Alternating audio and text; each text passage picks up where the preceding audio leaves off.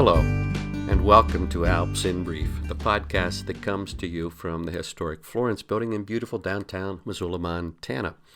I'm Mark Bassingthwaite, the risk manager here with ALPS, and today I thought we'd take a little time to talk about listening.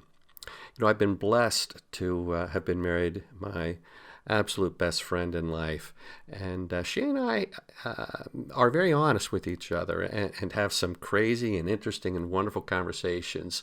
And at times, she will be, like I said, very direct and honest, and she'll say, Mark, you're just not listening. And she's right. I mean, there are times, as she would describe, and I readily agree, I have too many planes up in my head, and I really am having trouble focusing and paying particular attention. But listening isn't just a skill that is limited to communication between two individuals. With this podcast, I would like to talk about listening to one's life and exploring a little bit about what that means in my experience. And I would consider myself someone who does a pretty good job of listening to my life. I have seen a number of people have no idea what I'm talking about, no clue how to do it, and no desire to learn. I've seen some people even get hit, in my mind, upside the head by life with some meaning and something here you're to learn, and they just don't do the learning because they're not looking for it, perhaps.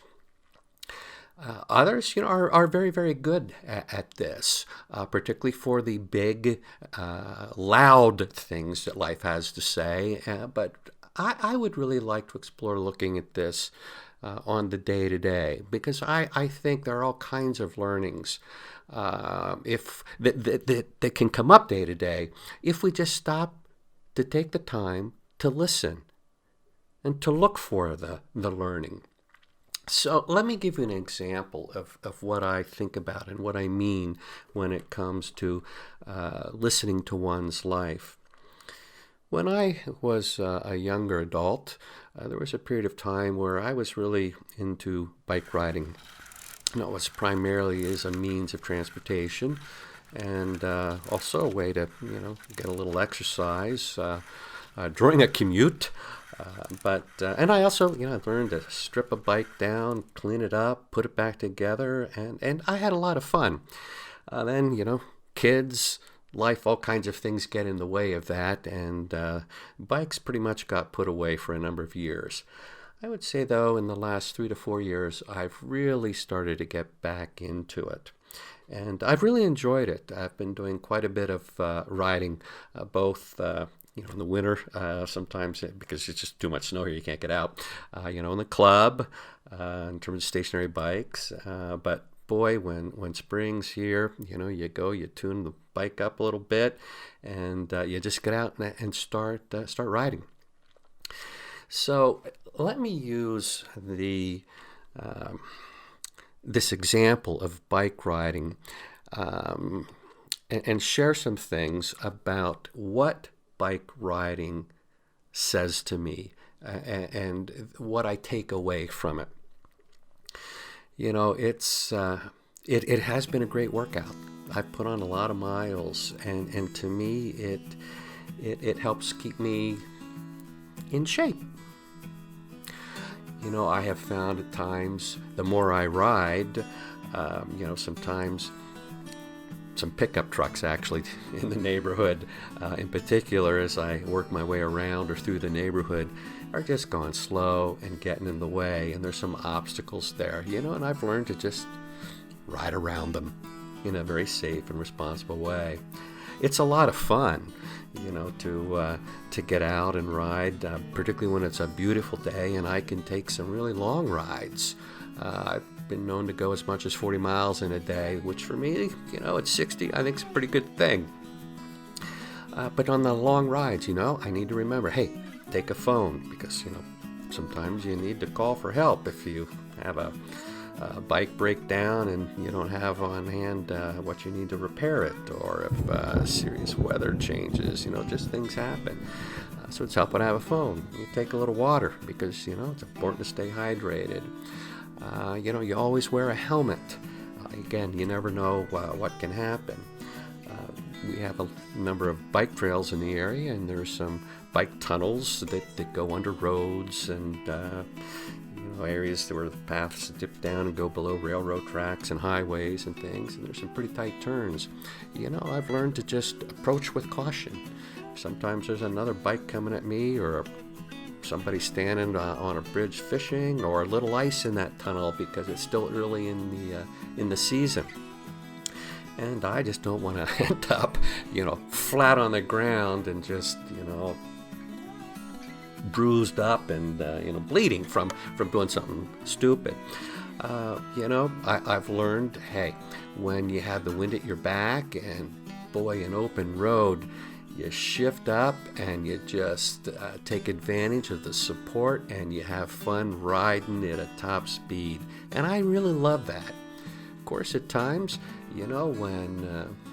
when circumstances change or conditions perhaps change, you might have an area with a lot of potholes or something, or you got a hill climb. You have to downshift. You have to adjust. To make the ride enjoyable, perhaps, to not burn out. So there's lots and lots. I could go on for another 20 minutes, on the kinds of things that you think about and learn as a result of riding on a regular basis. So I can take this experience and all the little things and sometimes bigger things that you learn and say, okay, that's cool. I get better and more efficient at riding. I get healthier. I learn a few tricks. I get more competent and comfortable. But that's not really listening. That's just observing and perhaps learning a few things along the way, but that's not really listening to what your life, what the experience can teach. So let's revisit some things and sort of apply it. I mean, that's the goal. You have to look for the learning, and you do that by listening, but now you also need to apply the learning to make for lack of a better description perhaps, a life lesson out of it. This is one of the things that, we have great kids, and they have all done so much. And it's what I'm about to share that I hear from them sometimes isn't unique to the kids. I've had other people say these kinds of things, but I like the context of young adults. We have 4 out of 5 in their 30s now. And sometimes, we'll be talking and we'll say, they'll say to us, why do you think you're right? Or we know more. We've experienced it. And I said, we just have perspective. We're just older. And there's things we've learned. Yeah, Dad, but you've never gone through this before or that before. You really don't know. And my response, I don't need to experience every little thing to have some insights into how something might play out. You kind of get where I'm going? So with that in mind, let me, again, revisit writing and share some thoughts about what I've learned as a response to writing over the last 3 or 4 years. And, I'm talking about now I'm riding 500, 600, 700 miles throughout the season, just outdoors. In fact, my goal this year, we'll see. I'm going to give it a shot, see if I can get 1,000 miles before winter hits. Wish me luck. That's a lot of riding. But so, one of the things that I've learned and that I really have taken to heart, I need to stay alert. And I never want to go full bore into a tight curve, because sometimes something unexpected really is just around the bend. Okay, now how do I apply that? What does that mean? And perhaps let's even talk about it in the context of a legal career. Well, when I think about this learning, here's just one example. Just because a new practice area is about to seriously heat up, that isn't a good reason in and of itself to jump into this practice area before you have time to come up to speed and or to develop, any necessary internal processes that will enable you to be competent in the delivery of these new legal services. Stated another way, doing this kind of stuff is really an accident waiting to happen. So, stay alert. Don't go full bore into the unknown. You need to prepare. You need to be intentional about it. You need to look for problems and anticipate. Another one. And I got to thinking about this just the other day. And I don't know why it struck me, but it really did. I noted, it's really extremely difficult to balance on a bike, hands-free, while the bike is stationary. Try doing that at a stop sign as an example. It's extremely difficult, particularly to do it for very long. But it really gets quite a bit easier the faster you go. And I just started to think about that. Now what could be a life lesson out of that? Well, for me, it's this. If you want to develop a skill and truly become proficient at it, you need to learn to take a few risks while always moving forward. Stated another way, there is value in learning to say yes to opportunities that push your comfort zone. As I see it, that's how you grow, professionally and as a person. How about this? And I will share, over the years, I've had a few, what I would describe as close calls. Once in a while, it's the close call was intentional in the sense somebody was messing with me. And at other times, it's just crazy things happen when you're riding on a road or a highway. I try not to do that a lot, but here in Montana, sometimes you need to get to the trails or the paths that you really want to ride. So one of the things that I've learned is this. Sometimes someone will try to mess with you in the middle of a ride. Know that it can happen. Do what you can to be prepared and keep pedaling. Most importantly, don't let it frighten you. You still have more than a few miles to go. Okay, now what can you take away from that? Well, again, in the context of practicing law, here's one of the thoughts that I have. Some people will try to intimidate you. Perhaps it's an aggressive, over-the-top negative online review or opposing counsel, practicing incivility in the extreme during a deposition. There's all kinds of things you can create here. But the fact that these things happen, that says nothing about you. Don't let this get under your skin because you still have work to do. Continue to focus on what lies ahead. Now, I talked a little bit earlier about, I try to stay in shape and during the winter season, keep riding, and it's stationary bikes, and so I'll go out to the club and take care of that in terms of trying to work out. But here's a learning from that sort of experience.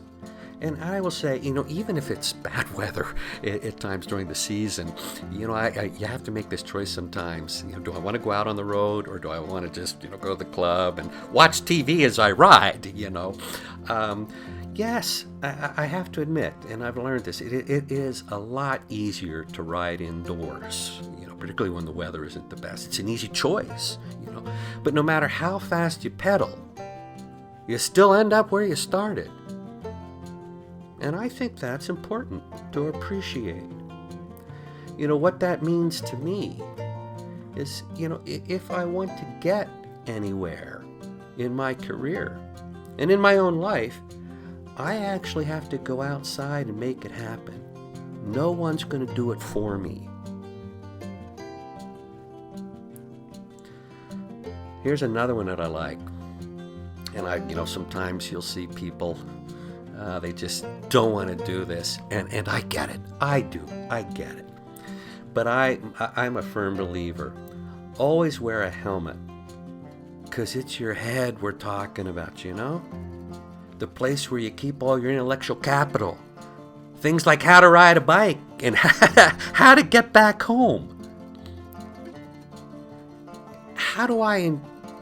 Why is that important, and what's the takeaway from here? What's the learning that life's trying to tell me with that insight? Well, in my mind, it's if you fail to prioritize taking care of yourself, all you end up doing is increasing the risk of injury or illness, which can have serious consequences, to include the ability to even earn a living.